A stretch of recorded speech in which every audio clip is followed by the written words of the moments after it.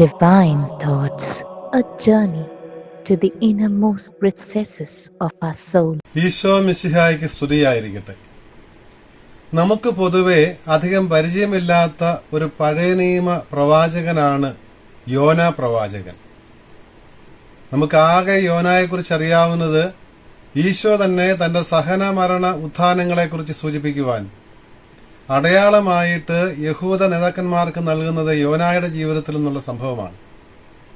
യോന എപ്രകാരമാണോ 3 രാവും പകലും മത്സ്യത്തിന്റെ ഉദരത്തിലായിരുന്നത്, അതുപോലെ തന്നെ മനുഷ്യപുത്രനും 3 രാവും പകലും ഭൂമിക്കുള്ളിലായിരിക്കുമെന്ന് ഈശോ പറയുന്നത് നമുക്കൊക്കെ പരിചിതമാണ്. എന്നാൽ യോനയുടെ ജീവിതത്തിൽ അതിമനോഹരമായ ദൈവാനുഭവത്തിന്റെ ഒരു സംഭവമുണ്ട് 4-ാം അധ്യായത്തിൽ.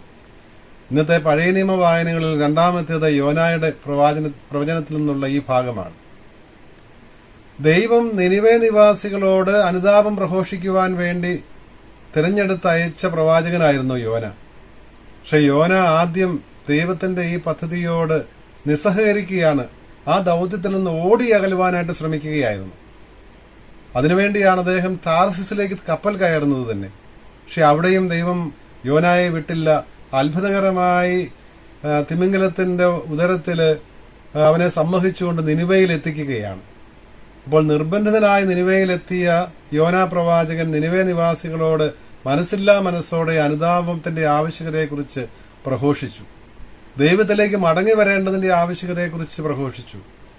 വിഗ്രഹങ്ങളെ ഉപേക്ഷിച്ച് സത്യദൈവത്തെ സ്വീകരിക്കേണ്ടതിന്റെ ആവശ്യകതയെക്കുറിച്ച് അറിയിച്ചു. യോനായുടെ പ്രസംഗം ശ്രവിച്ച നിനിവേ നിവാസികള്, ഭരണകർത്താക്കൾ ഉൾപ്പെടെ എല്ലാവരും അനുതപിച്ച് ചാക്കുടുത്ത് ചാരം പൂശി ദൈവത്തിലേക്ക് തിരികെ വന്നു. ഇത് കണ്ട് മനസ്സലിഞ്ഞ ദൈവം അവരോട് ക്ഷമിച്ചു. അവർ അനുതപിക്കുന്നില്ല എങ്കിൽ നൽകുമെന്ന് ദൈവം മുന്നറിയിപ്പ് നൽകിയിരുന്ന ശിക്ഷ അവർക്ക് നൽകിയില്ല. ഇത് യോനായ്ക്ക് അത്ര ഇഷ്ടമായില്ല. യോന കുപിതനും അസംതൃപ്തനുമായിട്ട് ദൈവത്തോട് പ്രാർത്ഥിക്കുന്ന രംഗമാണ് 4-ാമത്തെ അധ്യായത്തിൽ ആദ്യ വാക്യങ്ങളിൽ നമ്മൾ കാണുന്നത്. യോന പറയുകയാണ്, നീ ദയാലുവും കാരുണ്യവാനും ക്ഷമാനിധിയും സ്നേഹനിധിയുമാണെന്ന് എനിക്കറിയാമായിരുന്നു. നീ ശിക്ഷിക്കുന്നതിൽ വിമുഖനാണെന്നും എനിക്കറിയാമായിരുന്നു. അപ്പോൾ ഇങ്ങനെ ദൈവത്തോട് കലഹിക്കുന്ന യോനായോട് ദൈവം ചോദിക്കുന്നുണ്ട്, നീ കോപിക്കാൻ എന്തിരിക്കുന്നു? യോന മറുപടി ഒന്നും പറയാതെ നഗരത്തിന് കിഴക്ക് ഭാഗത്തുള്ള ഒരു പ്രദേശത്ത് പോയി ഒരു കൂടാരമടിച്ച് താമസിക്കുകയാണ്. എന്താണ് സംഭവിക്കുന്നതെന്ന് അറിയാൻ വേണ്ടി. അപ്പോൾ ദൈവം യോനായുടെ സംരക്ഷണത്തിന് വേണ്ടി അത്ഭുതകരമായ ഒരു ചെടി മുളപ്പിക്കുകയാണ്.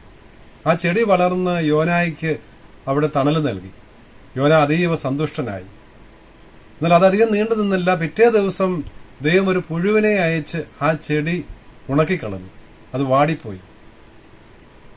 യോന വീണ്ടും കുപിതനായി, ഇതിലും ഭേദം മരിക്കുകയാണ്, നീ എന്റെ ജീവൻ തിരിച്ചെടുക്കുകയായിരുന്നു നല്ലതെന്നൊക്കെ പറഞ്ഞ് ദൈവത്തോട് കലഹിക്കുന്ന യോനായെയാണ് നമ്മൾ വീണ്ടും കാണുന്നത്. അപ്പോൾ ദൈവം യോനായോട് ചോദിക്കുന്നുണ്ട്, നീ എന്തുകൊണ്ടാണ് ഈ ചെറിയ ചെടിയെ ചൊല്ലി നീ എന്തിനാണ് കോപിക്കാൻ? അതിന് നിനക്കെന്ത് കാര്യമിരിക്കുന്നു? നീ അധ്വാനിക്കാത്ത ഈ ചെടിയോട് നിനക്ക് അനുകമ്പ തോന്നുന്നു അല്ലേ? ഇടംബലം തിരിച്ചറിയുവാൻ കഴിവില്ലാത്ത 1,20,000-ൽ പരം ആളുകൾ തിങ്ങി വസിക്കുന്ന മഹാനഗരമായ നിനിവയോട് ഞാൻ അനുകമ്പ കാണിച്ചുകൂടെന്നോ? അപ്പോൾ യോന ഈ ചെറിയ ചെടിയോട് അനുകമ്പ കാണിച്ചുവെങ്കിൽ തന്റെ തന്നെ സൃഷ്ടിയായ നിനിവേ നിവാസികളോട് താൻ കരുണ കാണിച്ചതിൽ അവർ തിരികെ വന്നപ്പോൾ അവരെ ശിക്ഷയിൽ നിന്ന് ഒഴിവാക്കിയതിൽ നീ എന്തിന് കലഹിക്കുന്നു എന്നായിരുന്നു യോനായോടുള്ള ചോദ്യം. എന്തുകൊണ്ടാണ് സ്ലീഹാകാലത്തില് യോനാ പ്രവാചകനിൽ നിന്നൊരു ഈ ഭാഗം നമുക്ക് ധ്യാന വിഷയമായിട്ട് തിരുസഭ നൽകുന്നത്? സ്ലീഹാകാലം ഈശോയിൽ നിന്ന് ദൗത്യമേറ്റ സ്ലീഹന്മാര് ദൈവരാജ്യത്തിന് സുവിശേഷവുമായി ലോകത്തിന്റെ നാനാഭാഗങ്ങളിലേക്കും പോയ സംഭവം അനുസ്മരിക്കുന്ന കാലമാണല്ലോ.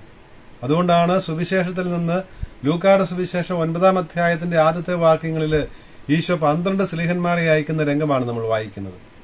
ഈശോ അവരെ അയച്ചത് ഈശോയുടെ തന്നെ ദൗത്യം തുടരുവാൻ വേണ്ടിയിട്ടായിരുന്നു. ഈശോ പ്രഘോഷിച്ച ദൈവരാജ്യത്തിന് സുവിശേഷം പ്രഘോഷിക്കാൻ വേണ്ടിയിട്ടായിരുന്നു. ഈശോ ദൈവരാജ്യം സ്ഥാപിക്കുന്നതിന്റെ ഭാഗമായി ചെയ്ത അതേ രോഗശാന്തികൾ തന്നെ ചെയ്യുവാൻ വേണ്ടിയിട്ടായിരുന്നു. ഈശോ ദൈവരാജ്യം സ്ഥാപിക്കുന്നതിന്റെ ഭാഗമായി പിശാചുക്കളെ പുറത്താക്കിയത് തുടരുവാൻ വേണ്ടിയിട്ടായിരുന്നു. അപ്പോൾ അവർക്ക് ചില നിർദ്ദേശങ്ങളെല്ലാം ഈശോ നൽകി. പണമെടുക്കരുത്, സഞ്ചി എടുക്കരുത്, അപ്പം എടുക്കരുത് എന്നൊക്കെ പറയുന്നുണ്ട്. 2 ഉടുപ്പ് ധരിക്കരുത് എന്നൊക്കെ പറഞ്ഞാണ് അവരെ വിടുന്നത്. കാരണം എന്താണ്? ദൈവത്തിൽ പൂർണ്ണമായി ആശ്രയിച്ചുകൊണ്ട് വേണം, ഭൗതികമായ ഒന്നിലും ആശ്രയം വെക്കരുത് എന്നുള്ള മുൻകരുതലോടുകൂടിയാണ് ദൈവം അയക്കുന്നത്, വാണിംഗ് നൽകിയാണ് അയക്കുന്നത്. ഏതെങ്കിലും നഗരത്തിലെത്തുമ്പോൾ അവർ സ്വീകരിക്കാതെ വന്നാൽ അതിനെക്കുറിച്ചൊന്നും പരിഭവിക്കേണ്ട, കാലിലെ പൊടിയും തട്ടിക്കളഞ്ഞിട്ട് അടുത്ത ഗ്രാമത്തിലേക്ക് പൊക്കോളാനാണ് പറയുന്നത്.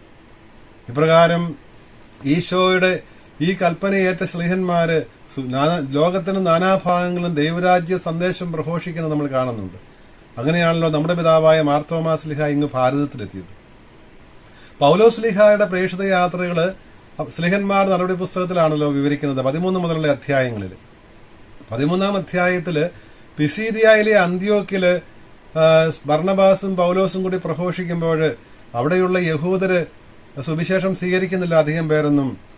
അവര് പട്ടണത്തിൽ നിന്നും പൗലോസിനെയും ബർണബാസിനെയും പുറത്താക്കുകയാണ്. അപ്പോൾ അവർ പുറത്താക്കുമ്പോൾ വിജാതീയർ വലിയ സന്തോഷത്തോടെ അവരെ സ്വീകരിക്കുന്നുമുണ്ട്. അപ്പോൾ ആ സന്ദർഭത്തില് 13-ാം അധ്യായം 51-ാം വാക്യത്തിൽ നമ്മൾ കാണുന്നുണ്ട്, അവരാ ഗ്രാമത്തിൽ നിന്ന് പോരുമ്പോൾ കാലിലെ പൊടികൂടി തട്ടിക്കളഞ്ഞിട്ടാണ് പോകുന്നത്. ഈശോ പറഞ്ഞത് അക്ഷരം വരെ നിറവേറ്റുന്ന ശ്ലീഹന്മാരെയാണ് നമ്മൾ ഇവിടെ ഈ രംഗത്ത് നമുക്ക് കാണാൻ സാധിക്കുന്നത്. അപ്പോൾ ഇപ്രകാരം അയക്കപ്പെടുന്ന ശ്ലീഹന്മാരുടെ മനോഭാവം എന്തായിരിക്കണം? അത് യോനായ്ക്കുണ്ടായ മനോഭാവം ഉണ്ടാകരുത്. ഈശോയുടെ സുവിശേഷം, ദൈവരാജ്യ സുവിശേഷം അനുതാപത്തിലേക്ക് മനുഷ്യരെ ക്ഷണിക്കുന്നതാണ്.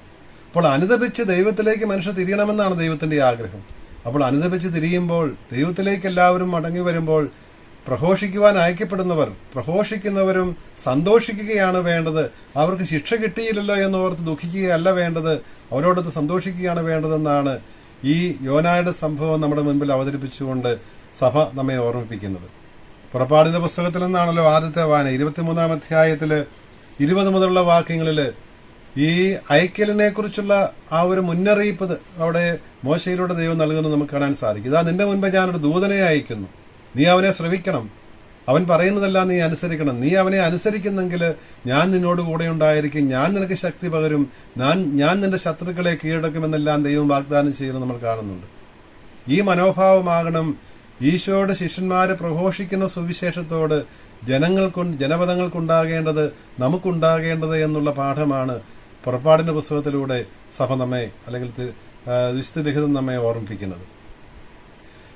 സുവിശേഷ പ്രഘോഷണത്തിന് വേണ്ടി അയക്കപ്പെടുന്നവർ, പൗലോസ്ലീഹായുടെ ആ പ്രഘോഷണം രംഗം നമ്മൾ നടപടി പുസ്തകത്തിൽ നിന്ന് കണ്ടു. പൗലോസ്ലീഹ തന്നെ തന്റെ പ്രഘോഷണത്തെക്കുറിച്ച് പറയുന്നത്, വിജാതീയർക്ക് മിശിഹായുടെ ശുശ്രൂഷകനാകുവാൻ വേണ്ടി അവിടെ നിന്നെ വിളിച്ചിരിക്കുന്നു. ദൈവകൃപ എന്നെ വിജാതീയർക്കായി ഈശോ മിശിഹായുടെ ശുശ്രൂഷകനാക്കിയിരിക്കുന്നു എന്നാണ് പൗലോസ്ലീഹ റോമാക്കാർക്കുള്ള ലേഖനത്തില് 15-ാം അധ്യായം 14 മുതലുള്ള വാക്യങ്ങൾ പറയുന്നത്. അപ്പോൾ സ്ലീഹ തന്റെ ദൗത്യത്തെ കാണുന്നത് മിശിഹായുടെ ശുശ്രൂഷകനായിട്ടാണ്, ദൈവത്തിന്റെ സുവിശേഷത്തിന്റെ ശുശ്രൂഷകനായിട്ടാണ്. ആർക്ക് വേണ്ടി? വിജാതിയർക്ക് വേണ്ടി. പൗലോസ്ലീഹ എത്തിയ സ്ഥലങ്ങളിലെല്ലാം ആദ്യം സിനഗോഗിൽ യഹൂദരോടാണ് പ്രഘോഷിക്കുന്നത്, സുവിശേഷം അറിയിക്കുന്നത്. എങ്കിലും അവരിലധികം പേരൊന്നും സുവിശേഷം സ്വീകരിക്കുന്നില്ല, ഈശോയിൽ വിശ്വസിക്കുന്നില്ല എന്ന് നമ്മൾ കാണുന്നുണ്ട്. എങ്കിലും അത് ആ പ്രദേശത്തേക്കുള്ള ഒരു പ്രവേശന കവാടമായിട്ട് സ്ലീഹായ്ക്ക് ലഭിക്കുകയും അതിലൂടെ എല്ലാ പ്രദേശങ്ങളിലും ഉണ്ടായിരുന്ന വിജാതീയര് വലിയ സന്തോഷത്തോടെ ഈശോയുടെ സുവിശേഷം സ്വീകരിക്കുകയും സഭാ സമൂഹങ്ങൾക്ക് രൂപം ലഭിക്കുകയും ചെയ്യുന്നത് നമ്മൾ കാണുന്നുണ്ട്. ഇതിനെക്കുറിച്ച് പൗലോസ്ലീഹ പറയുന്നത്, മിശിഹായുടെ സുവിശേഷത്തിന് പുരോഹിത ശുശ്രൂഷ ചെയ്യുവാൻ വേണ്ടി വിളിക്കപ്പെട്ടവനാണ് താനെന്നാണ്. സുവിശേഷത്തിന്റെ ശുശ്രൂഷ ചെയ്യുവാനാണെന്ന് പറയുന്നത് നമുക്ക് മനസ്സിലാകും. കാരണം സുവിശേഷം പ്രഘോഷിക്കാൻ വേണ്ടിയിട്ടാണ് സ്ലീഹന്മാരെ അയച്ചത്. എന്തുകൊണ്ടാണ് സ്ലീഹ പറയുന്നത് വിജാതിയർക്ക് മിശിഹായുടെ സുവിശേഷത്തിന് പുരോഹിത ശുശ്രൂഷ ചെയ്യുവാൻ വേണ്ടിയിട്ടാണ് താൻ അയക്കപ്പെട്ടത് എന്ന് പൗലോസ്ലീഹ തുടർന്ന് വ്യക്തമാക്കുന്നുണ്ട്. വിജാതിയരാകുന്ന ബലിവസ്തു ദൈവത്തിന് പ്രീതികരവും അരൂപിയിൽ പൗത്രീകൃതവുമാകാൻ വേണ്ടി, അങ്ങനെ ദൈവത്തിന് സ്വീകാര്യമായ ഒരു ബലിവസ്തുവായി വിജാതിയർ തീരുവാൻ വേണ്ടി എന്റെ സുവിശേഷ പ്രഘോഷണം നിമിത്തമാകണം, അതിനുവേണ്ടിയാണ് എന്നെ അയച്ചിരിക്കുന്നത് എന്നാണ് സ്ലീഹ. അപ്പോൾ സ്ലീഹായുടെ സുവിശേഷ പ്രഘോഷണം, ദൈവരാജ്യ പ്രഘോഷണം, ഈശോയെക്കുറിച്ചുള്ള ആ പ്രഘോഷണം വിജാതിയരെ കൂടി ദൈവജനത്തിലേക്ക് ഉൾച്ചേർക്കുവാനും അങ്ങനെ ഈ ജനത്തെ ദൈവത്തിന് സ്വീകാര്യവും പരിശുദ്ധ റൂഹായാൽ പൗത്രീകൃതവുമായ ഒരു ആരാധനാ സമൂഹമാക്കി മാറ്റുവാനും വേണ്ടിയിട്ടാണെന്നാണ്. ആരാധനാ സമൂഹത്തിന് നേതൃത്വം കൊടുക്കുന്നവനാണല്ലോ പുരോഹിതൻ.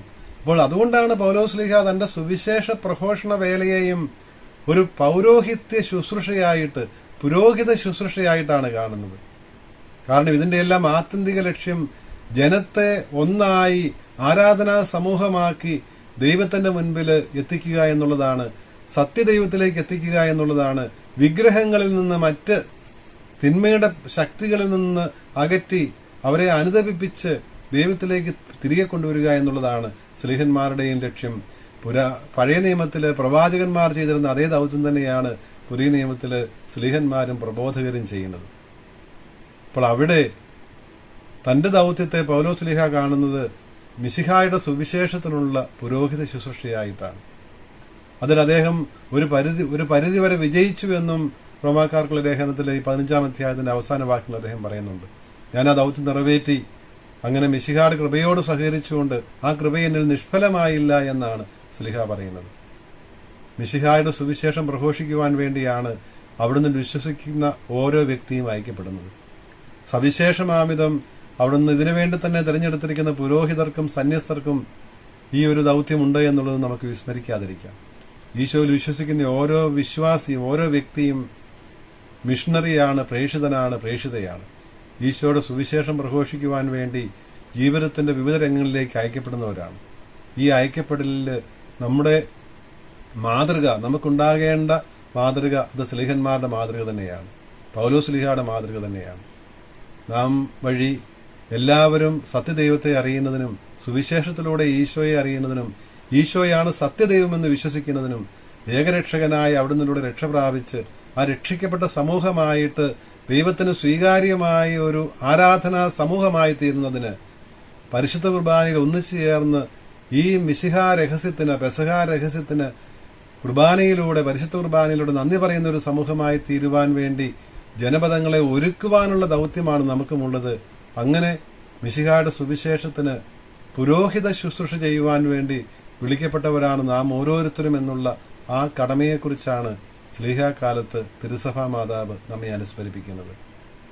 ഈശോയോട് ആരംഭിച്ച ആ ദൗത്യം, ദൈവരാജ്യത്തിന്റെ സുവിശേഷം പ്രഘോഷിക്കുക എന്നുള്ള ദൗത്യം, അതിന്റെ ഭാഗമായി അശുദ്ധാത്മാക്കളെ ബഹിഷ്കരിക്കുന്നതും സർവ്വവിധ രോഗങ്ങളും വ്യാധികളുമുള്ളവരെ സുഖപ്പെടുത്തുന്നതുമെല്ലാം ഈ ദൗത്യത്തിന്റെ ഭാഗമാണെന്ന് നമുക്ക് വിസ്മരിക്കാതിരിക്കാം.